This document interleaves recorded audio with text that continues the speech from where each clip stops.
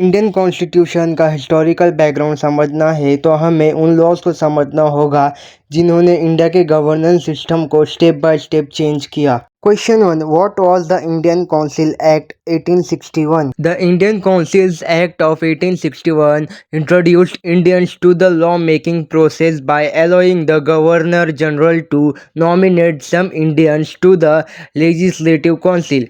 It also restored legislative powers to the provinces. 1861 के Indian councils act ने Indians को law making process में include करना start किया। गवर्नर जनरल कुछ इंडियंस को लेजिस्लेटिव काउंसिल में नॉमिनेट कर सकता था।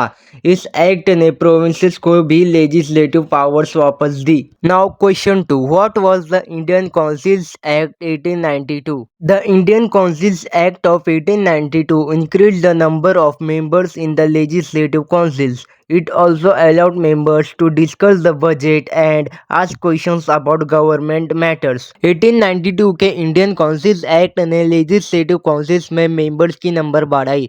इस एक्ट ने मेंबर्स को बजट पर डिस्कशन करने और गवर्नमेंट मैटर्स पर क्वेश्चंस पूछने की परमिशन भी दी। ये दोनों एक्ट्स इंडिया के लेजिस्लेटिव सिस्टम के डेवलपमेंट में इंपॉर्टेंट स्टेप्स थे। इन्होंने धीरे धीरे इंडियंस की गवर्नेंस और लॉ मेकिंग में पार्टिसिपेशन बढ़ाई। Thank you for watching and don't forget to subscribe to Law foundation.